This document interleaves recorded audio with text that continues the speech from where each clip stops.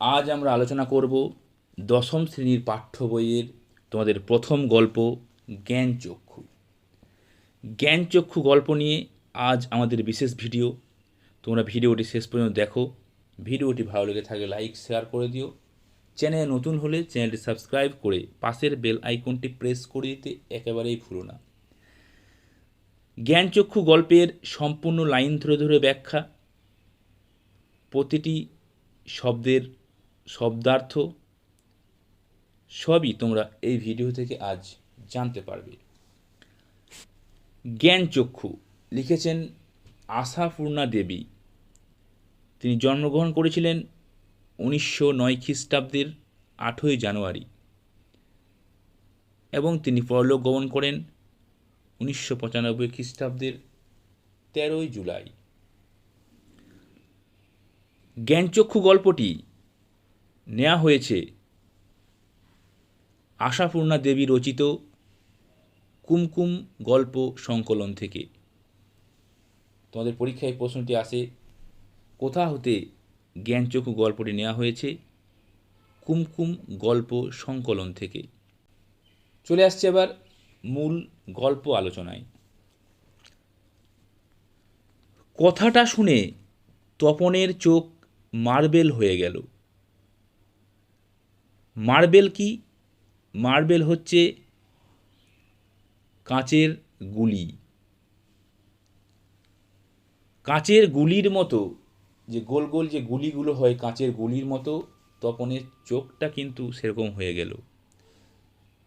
এটা তোমাদের পরীক্ষায় প্রশ্নে আসে যে কথাটা শুনে তপনের চোখ মার্বেল হয়ে গেল, কোন কথাটা শুনে? তারপরে এখানে উত্তর দেওয়া আছে, নতুন মেসোমশাই মানে যার সঙ্গে এই কদিন আগে তপনের ছোট মাসির বিয়ে হয়ে গেল, দেদার ঘটাপাটা করে তিনি নাকি বই লেখেন। সে বই নাকি ছাপাও হয়। অনেক বই ছাপা হয়েছে মেসোর। দেদার মানে হচ্ছে খুব ধুমধাম, ঘটাপাটা মানে জাঁকজমক অনুষ্ঠান করে ছোট মাসির বিয়ে হয়ে গেল যে ছোট মেসোর সঙ্গে, তিনি নাকি বই লেখেন এবং সেই বই নাকি ছাপাও হয়। এই কথাটা শুনে কিন্তু তপনের চোখ মার্বেল হয়ে গেল। তাহলে ছোট মেসো একজন লেখক, তিনি বই লেখেন, এইটা শুনে তপনের চোখটা মার্বেল হয়ে গেল। তার মানে তপনের মেসোমশাই একজন লেখক, সত্যিকার লেখক। জল জ্যান্ত একজন লেখককে এত কাছ থেকে কখনো দেখেনি তপন। দেখা যায় তাই জানতো না লেখকরা যে তপনের বাবা, ছোট মামা বা মেজু কাকুর মতো মানুষ। এ বিষয়ে সন্দেহ ছিল তপনের। তপন জানতই না যে লেখকরাও নাকি তপনের বাবা, ছোট মামা, মেজু কাকুর মতো মানুষ। এই বিষয়ে সন্দেহ ছিল তপনের। তাহলে তপনের কোন বিষয়ে সন্দেহ ছিল, এটা তোমাদের পরীক্ষায় প্রশ্নে আসে। তপনের সন্দেহ ছিল যে লেখকরাও যে একজন মানুষ, তার বাবা, তার ছোট মামা, তার মেজো কাকু যেমন মানুষ, সেরকম লেখকরাও যে মানুষ, এ বিষয়ে কিন্তু তপনের সন্দেহ ছিল। কিন্তু নতুন মেসোকে দেখে জ্ঞানচক্ষু খুলে গেল তপনের। তোমাদের এখানে দেখো গল্পের নামটা কিন্তু পেয়ে গেলাম, যে নতুন মেসোকে দেখে তপনের জ্ঞানচক্ষু খুলে গেল। জ্ঞানচক্ষু শব্দের অর্থ কি? তোমাদের যে সহায়িকা বই সেখানে থেকে দেওয়া আছে, জ্ঞানচক্ষু শব্দের অর্থ হচ্ছে অন্তর্দৃষ্টি। অন্তর্দৃষ্টি কি? নবচেতনার উন্মেষ, আসল সত্য সেটা জানলো। তা নতুন মেসোকে যখন দেখলো, তপনের জ্ঞানচক্ষু খুলে গেল যে লেখকরাও নাকি আমার বাবা, ছোট মামা এবং মেজো কাকুর মানুষ। এখানে তপনের আসল সত্য ঘটনাটা জানলো। আশ্চর্য, কোথাও কিছু উল্টোপাল্টা নেই, অন্যরকম নেই, একেবারে নিছক মানুষ। সেই ওদের মতোই দাড়ি কামান, সিগারেট খান, খেতে বসেই আরে বেশ, এত কখনো খাওয়া যায় বলে অর্ধেক তুলিয়ে দেন। চানের সময় চান করেন এবং ঘুমের সময় ঘুমান। তখন দেখলো যে এতে আশ্চর্য কিছুই নেই, একেবারে নিছক, নিছক মানে হচ্ছে খাঁটি মানুষ। ওদের মতোই তিনি দাড়ি কামাচ্ছেন, সিগারেট খাচ্ছেন, আবার তিনি খেতে বসেই বলছেন, আরে বেশ, এতগুলো খাওয়া যায় না বলে তিনি অর্ধেক তুলে দিচ্ছেন। স্নানের সময় স্নানও করছেন, ঘুমানোর সময় ঘুমোতেও যাচ্ছেন। তাছাড়া ঠিক ছোট মামাদের মতোই খবরের কাগজের সব কথা নিয়ে প্রবলভাবে গল্প করেন, তর্ক করেন, আর শেষ পর্যন্ত এদেশের কিছু হবে না বলে সিনেমা দেখতে চলে যান, কি বেড়াতে বেরোন সেজে গুজে। তাছাড়া তপনের যে ছোট মামা, তাদের মতোই তিনি খবরে কাগজ নিয়ে প্রবলভাবে গল্প করেন, তর্ক করেন, আর শেষ পর্যন্ত কী বলেন, না এদেশের আর কিচ্ছু হবে না, এই নিয়ে তিনি সিনেমাতে চলে যান বা তিনি কোথাও বেরিয়ে যান। মামার বাড়িতে এই বিয়ে উপলক্ষেই এসেছে তপন। এটা তোমাদের শর্ট কোশ্চেনে আসে যে মামার বাড়ির তপন কি উপলক্ষে এসেছিল? বিয়ে উপলক্ষে। আর ছুটি আছে বলেই রয়ে গেছে। ওদিকে মেসোরও নাকি গরমে ছুটি চলছে, তাই মেসো শ্বশুর বাড়িতে এসে রয়েছেন কদিন। তাই অহরহই জলজ্যান্ত একজন লেখককে দেখবার সুযোগ হবেই তপনের। অহরহ মানে দিন রাত, সব সময়।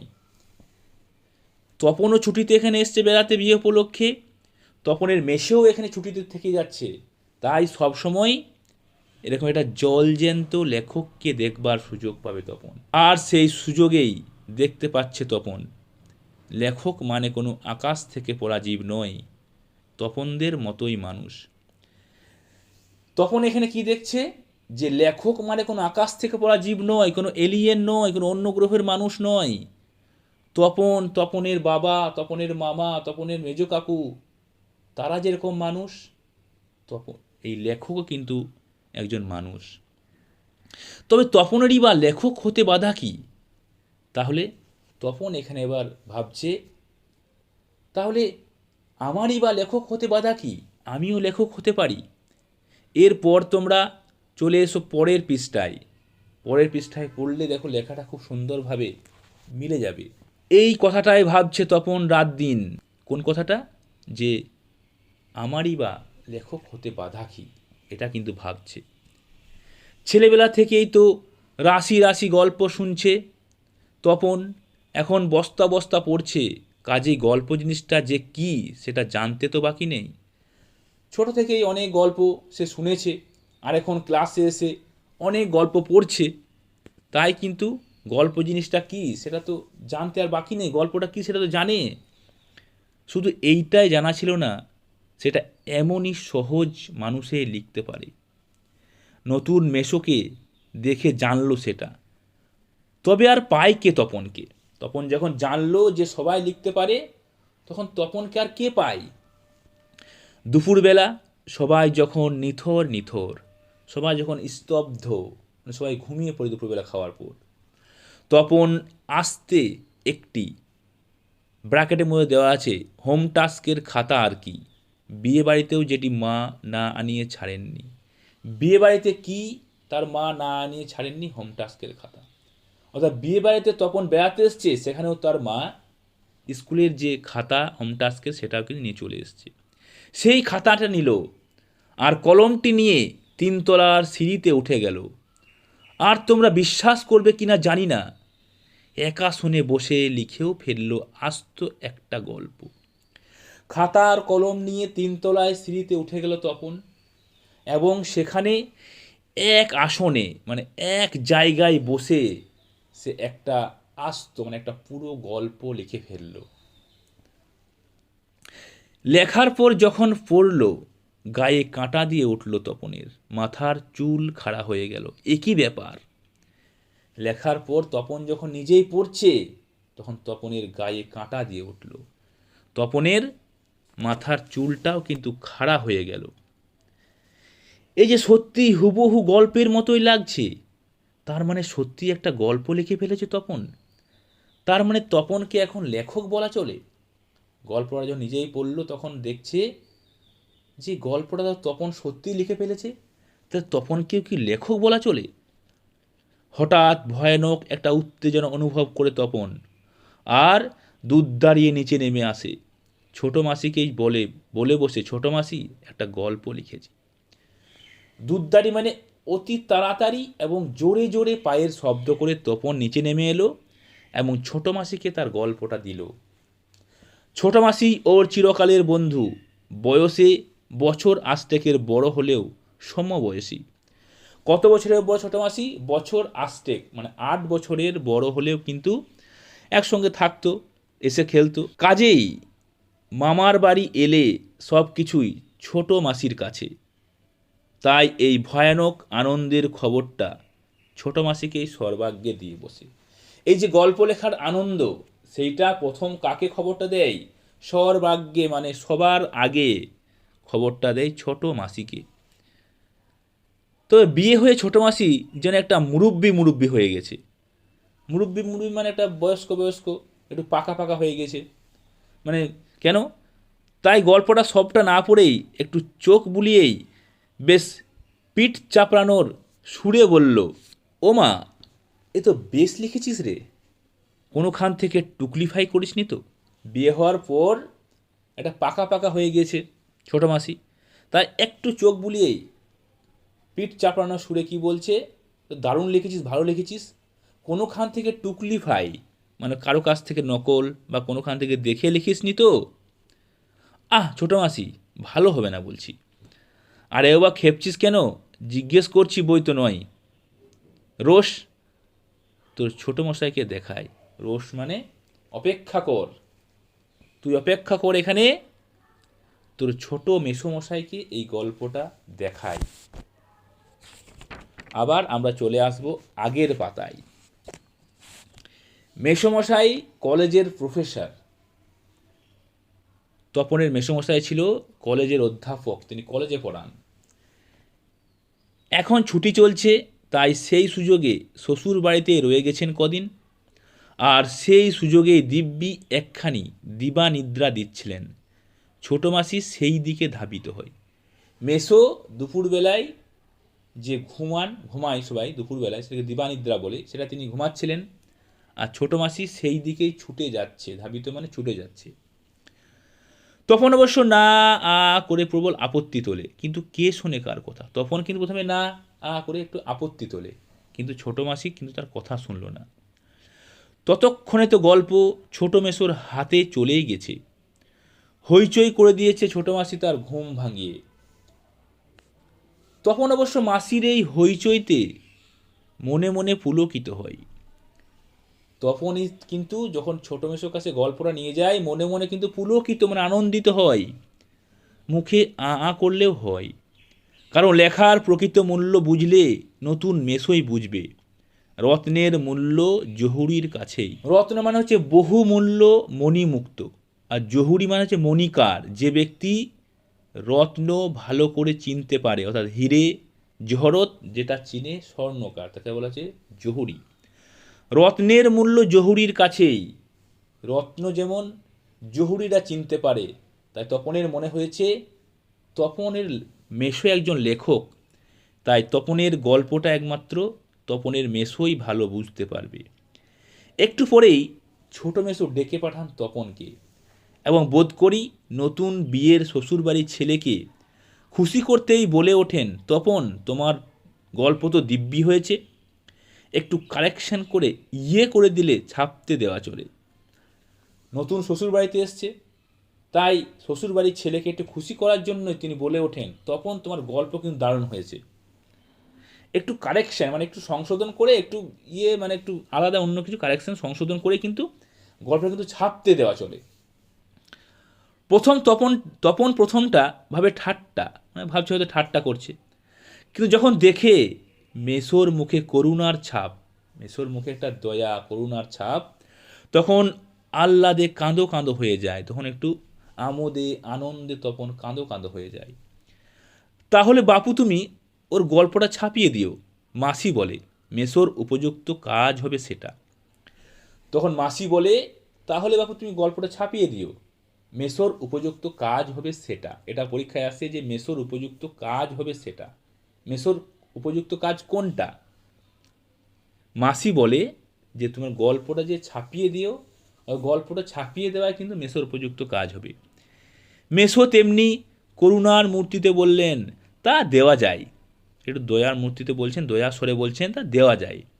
আমি বললে সন্ধ্যা তারা সম্পাদক না করতে পারবে না। ঠিক আছে, তখন তোমার গল্প আমি ছাপিয়ে দেব।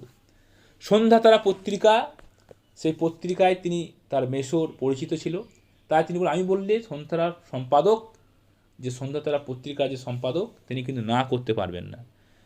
তাহলে গল্পটা কিন্তু আমি ছাপিয়ে দেব। তাহলে কোন পত্রিকায় তপনের গল্প ছাপা হয়েছিল? সন্ধ্যা তারা পত্রিকায়। বিকেলে চায়ের টেবিলে ওঠে কথাটা। কোন কথাটা? যে তপনের গল্প লেখা কথাটা। আর সবাই তপনের গল্প শুনে হাসে, কিন্তু মেসো বলেন, না না, আমি বলছি তপনের হাত আছে। মানে তপনের কিন্তু লেখার হাত আছে, এখানে হাত বলতে হাত নয়, লেখার হাত, মানে ভালো লেখা তার আছে, চোখও আছে, তার যে কোনো বিষয়বস্তুকে দেখার কিন্তু চোখও আছে। নচেত এই বয়সে ছেলেমেয়েরা গল্প লিখতে গেলেই তো হয় রাজারানীর গল্প লেখে, নয়তো খুন, জখম, অ্যাক্সিডেন্ট, অথবা না খেতে পেয়ে মরে যাওয়া, এইসব মাল মশলা নিয়ে বসে। তপন যে সেই দিকে যায়নি, শুধু ওর ভর্তি হওয়ার দিনের অভিজ্ঞতা আর অনুভূতির বিষয় নিয়ে লিখেছে। এটা খুব ভালো, ওর হবে। তাহলে মেসো বলছে যে অন্য কেউ যখন লিখতে বসে তখন রাজারানী গল্প লেখে, খুন, জখম, মারামারি, অ্যাক্সিডেন্ট এগুলো লেখে, বা না খেতে পেয়া মরে যাওয়া এগুলো লেখে। তপন কি লিখেছে? তার শুধু ভর্তির স্কুলের প্রথম দিনের অভিজ্ঞতা, স্কুলে তার প্রথম দিন কি হয়েছিল সেইটা নিয়ে কিন্তু তপন লিখেছে। মেসো বলছে ওর হবে, ওর ভালো হবে। তপন বিহল দৃষ্টিতে তাকায়। এই কথাটা শোনার পর তপন অবাক হয়ে, অভিভূত হয়ে তাকায়। তারপর ছুটি ফুরোলে মেসো গল্পটি নিয়ে চলে গেলেন। তপন কৃতার্থ হয়ে বসে বসে দিন গুনে।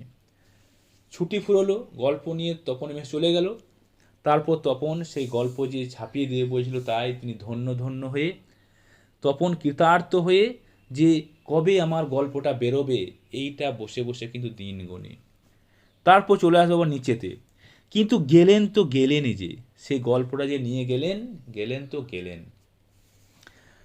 কোথায় গল্পের সেই ৮৬ ছাপার অক্ষরে গাঁথা চেহারাটি, যার জন্য হাঁ করে আছে তপন মামার বাড়ি থেকে বাড়িতে চলে এসেও।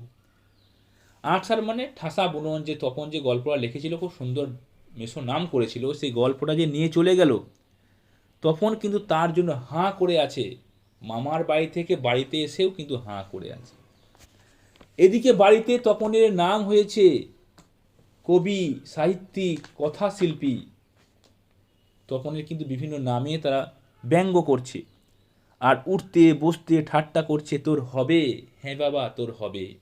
এদিকে বাড়িতে কিন্তু সবাই ঠাট্টা করছে, কেউ বলছে কবি, কেউ বলছে সাহিত্যিক, মানে ব্যঙ্গ করছে সবাই। তবু এইসব ঠাট্টা তামাশার মধ্যেই তপন আরও ২-৩টে গল্প লিখে ফেলেছে। ছুটি ফুরিয়ে এসছে, হোম টাচ হয়ে ওঠেনি, তবু লিখছে, লুকিয়ে লিখছে, যেন নেশাই পেয়েছে। কিসের নেশায় পেয়েছে তপনকে? গল্প লেখার। ছুটি শেষ, আরও ২-৩ গল্প লিখে ফেলেছে। হোম টাচ হয়নি, কিন্তু সে লিখেই যাচ্ছে, যেন নেশায় পেয়েছে গল্প লেখার। তারপর ছুটি ফুরোলো, রীতিমতো পড়া শুরু হয়েছে। প্রথম গল্পটি সম্পর্কে একেবারে আশা ছাড়া হয়ে গেছে, বিষণ্ণ মন নিয়ে বসে আছে, এমন সময় ঘটল সেই ঘটনা। গল্পটি নিয়ে আশা ছেড়েই দিয়েছে, বিষণ্ণ মানে দুঃখিত, দুঃখিত মন নিয়ে বসে আছে, এমন সময় সেই ঘটনাটা ঘটল। কি ঘটনা? ছোট মাসি আর মেসো একদিন বেড়াতে এলো, হাতে এক সংখ্যা সন্ধ্যা তারা। ঘটনাটা কি ঘটলো? ছোট মাসি ছোট মেসো বেড়াতে এলো, হাতে কি নিয়ে? এক সংখ্যা মানে একটি সন্ধ্যা তারা পত্রিকা হাতে নিয়ে ঢুকলো। কেন? হেতু সন্ধ্যা তারা নিয়ে কেন, কি কারণে সন্ধ্যা তারা নিয়ে এলো, এইটা কিন্তু অবাক হয়ে যাচ্ছে তপন। বুকের রক্ত ছলকে ওঠে তপনের। ছলকে মানে শিহরিত, মানে বুকের রক্তটা শিহরিত হয়ে উঠলো, ছলকে উঠল তপনের সন্ধ্যা তারা পত্রিকাটা দেখে। তবে কি সত্যিই তাই? সত্যি তপনের জীবনের সবচেয়ে সুখের দিনটি এলো আজ? তাহলে কি সত্যি আজকে সেই সুখের দিনটি এলো? কোন সুখের দিনটি? যে তপনের গল্প পত্রিকায় ছাপা হয়ে গিয়েছে। কিন্তু তাই কি সম্ভব?